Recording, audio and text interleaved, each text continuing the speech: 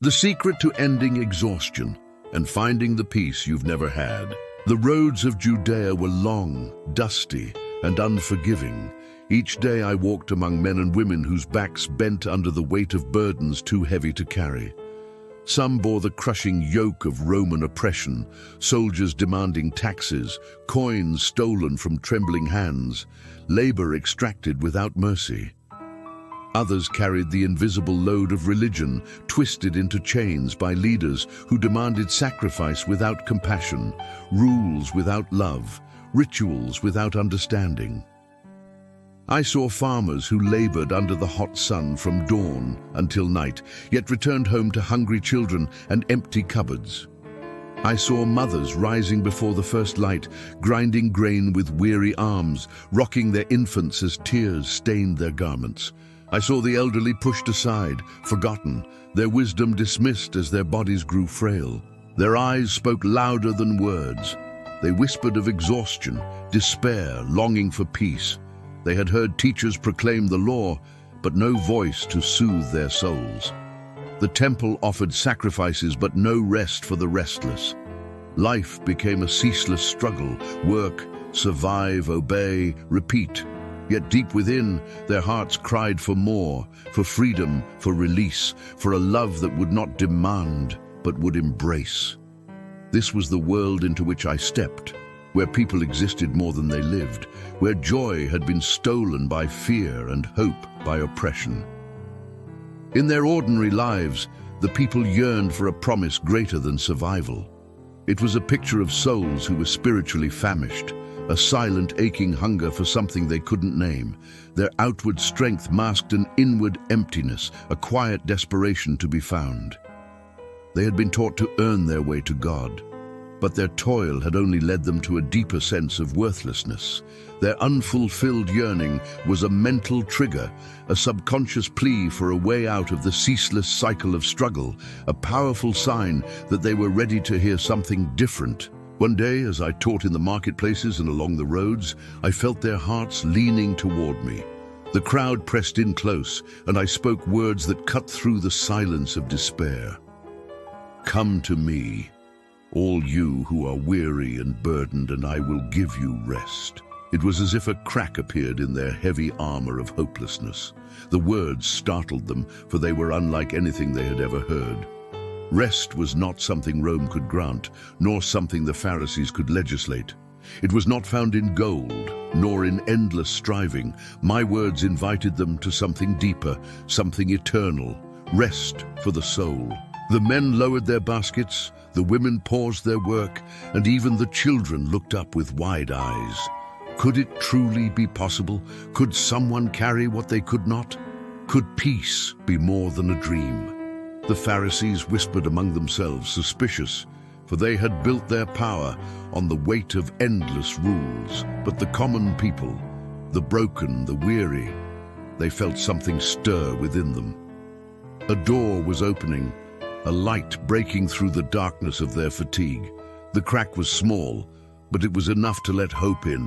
It was the moment of surprise, where the impossible was spoken aloud, challenging every belief they had held about life. The sheer audacity of the promise shattered their expectations, exposing a deep-seated longing they had suppressed for years. A breath they didn't know they were holding was finally released. The novelty of this message captured their full attention, bypassing their usual defenses and inviting them to consider a completely new possibility for their lives. Yet many could not let go of their burdens easily. Some clung to fear, afraid that if they released control, they would lose everything. Others had grown so used to striving that they no longer knew how to rest. Their hearts wrestled with my invitation. I remember a man whose hands were scarred from years of work in the fields. He had lost his wife to illness and his son to debt slavery. His eyes carried shadows of grief too deep for words. When I spoke of rest, he clenched his fists and cried, "How can you speak of rest when the world has crushed me? Where was God when my child was taken? Where is peace when my heart is shattered?" His words pierced the crowd, for they echoed the silent cries of many.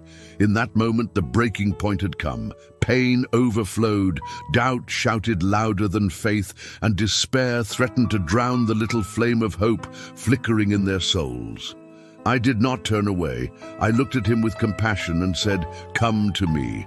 I do not offer escape from every storm, but I offer my presence in the storm. I will not promise you a world without suffering, but I promise you rest in the midst of it. My yoke is easy, my burden is light, for I carry it with you."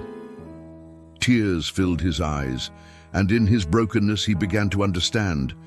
Rest was not the absence of trouble, but the presence of me. His raw authenticity in that moment was a testament to his desperation, a spiritual plea for a God he thought had abandoned him. My compassion created a safe space for him to be vulnerable, demonstrating that I saw his pain and was not afraid of it.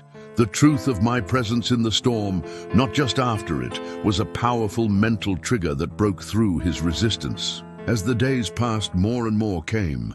The weary, the desperate, the lost, they found in me a place to lay down what they had carried alone for so long. I healed the sick, but more than their bodies, I healed their hearts. I forgave sins, and chains of guilt fell away. I touched lepers, and the untouchable became embraced. I lifted the heads of the ashamed and called them beloved. I showed them that the Father is not a harsh taskmaster, but a gentle shepherd. He is not the one who adds weight, but the one who lifts it. I told them that in me they would find not religion, but relationship, not law, but love, not striving, but surrender. And something shifted. They began to see themselves not as slaves, but as children, not as abandoned, but as chosen, not as forgotten, but as known. Their songs changed from laments of sorrow to hymns of joy. Their prayers shifted from fear to trust. The yoke of the Pharisees demanded perfection. My yoke offered grace. The world offered toil. I offered rest. The shift was not in the world around them, but in the world within them. This was a complete identity transformation, a soul-deep change that rewrote their very being. They no longer had to earn their worth. They were now loved unconditionally, a truth so radical it reshaped their entire perspective. The weight was not just removed from their shoulders, but from their souls. This profound shift in identity created a sense of belonging, a powerful motivator for them to remain close to me and to share this new reality with others. As the crowd grew, I told them that the rest I give is not just for themselves, but for the world around them. For when a soul finds peace in me, it becomes a light to others still trapped in darkness. When a heart learns to rest in my love, it becomes a refuge for the weary. "Take my yoke upon you," I said, "and learn from me, for I am gentle and humble in heart, and you will find rest for your souls." Their purpose was no longer to survive under the weight of burdens, but to walk in freedom and lead others to the same. They became bearers of my peace, husbands who spoke kindness instead of anger, wives who extended grace instead of bitterness, children who carried joy instead of fear. The rest I gave was not an end, but a beginning. For a rested soul can serve without exhaustion, love without limit, and endure without despair. Their purpose was not to escape the world's troubles, but to live differently within them, anchored, unshaken, at peace. This was the true legacy I was building, a people so filled with my peace that they could not help but share it. Their lives became living testimonies, a quiet rebellion against the world's chaos and a beacon for the lost. They were becoming vessels of my rest, carrying the promise to everyone they knew. The community they formed became a testament to the power of my rest, a social proof that drew others in. Their new purpose gave them a direction and a compelling reason to get up each morning. As I looked into their faces, I saw the change. Shoulders once bent under invisible loads now lifted, eyes once clouded with despair now shone with hope, hearts once restless now beat with peace. The promise of rest had taken root, not rest that fades with the setting sun, but eternal rest that no enemy can steal. My words, "Come to me, and I will give you rest," were no longer just an invitation. They had become their reality. That same promise reaches across centuries and speaks to you now. Your burdens may be heavy, your nights long, your heart weary, but my voice still calls, "Come to me. I alone can give the rest your soul craves." And just as they found a new life, a new purpose, and a new peace, you can too. My promise is not a temporary fix, but an eternal anchor for your soul. It is a reality that you can step into today.